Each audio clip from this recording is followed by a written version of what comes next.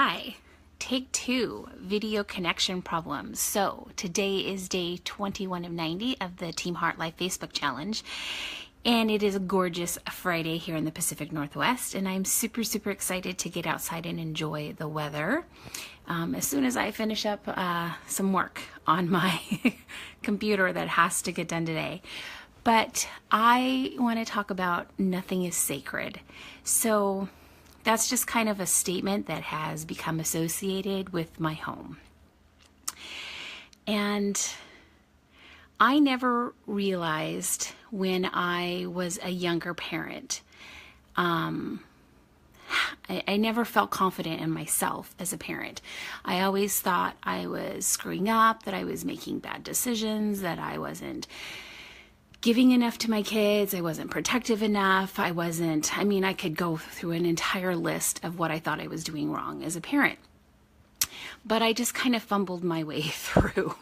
And I think most parents kind of fumble their way through. If you sit down and talk to them, I think everyone kind of has that feeling when they're a parent. But very early on, I made it a mindset that I was not going to hide things from my kids, and I was going to openly communicate with them. And from a very young age, I started communicating with my kids on every issue under the sun. And I never freaked out if they asked me a question. I never balked at any thoughts that they had or anything they came up with. And pretty soon the motto in my home became, nothing is sacred.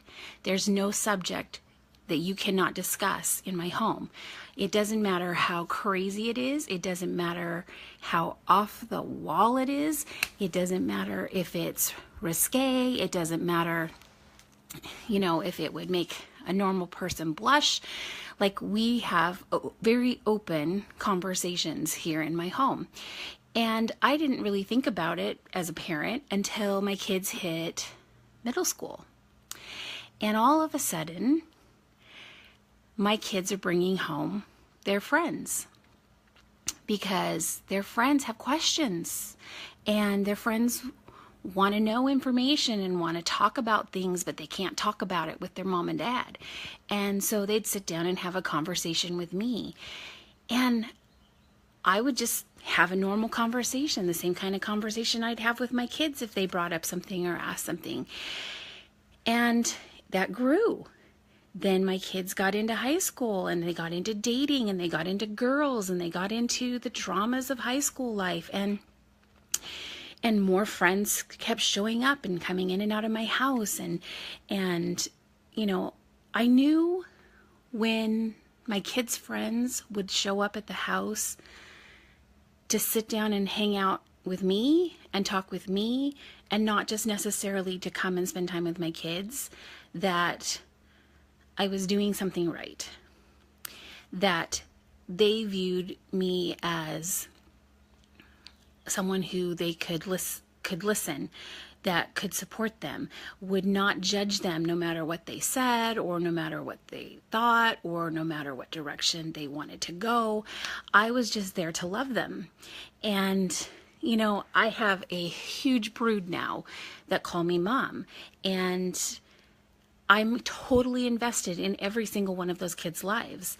I care about their ups and their downs, their highs, their lows, their, the challenges they face and the excitement that comes through. And nowadays, because, my kids are all in their 20s now, I get to watch those kids' lives kind of through Facebook. I'm kind of a Facebook stalker for a lot of those kids because it's the only connection I have to what's going on in their lives, because they're busy young adults out there living and having a good time. But I've touched their lives and they've touched my life, and they taught me to be expansive. They taught me to be open to, as my son's favorite quote is, my oldest son's favorite quote, to entertain an idea without accepting it, and to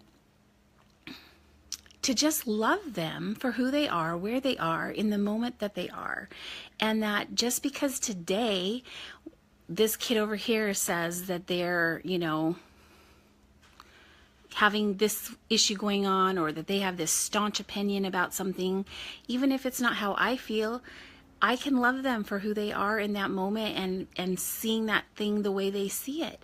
And you know what? It's really fun. It's fun to be the house where people feel like they can come and talk about anything and not get judged by it. When my mother-in-law moved in with us for a few years, I warned her. I was like, look, you're going to come into my house, and it's not going to be like, it's going to at your house. Like, my kids talk about everything. Like, nothing is sacred. We talk about everything. And I'm like, so you might be uncomfortable. And I'm wanting you to know that I'm not going to stop my kids from talking that way, or the friends that they bring over. I'm not going to shut down that line of communication because you're uncomfortable. And, it was a struggle for a little bit for her to get comfortable with it.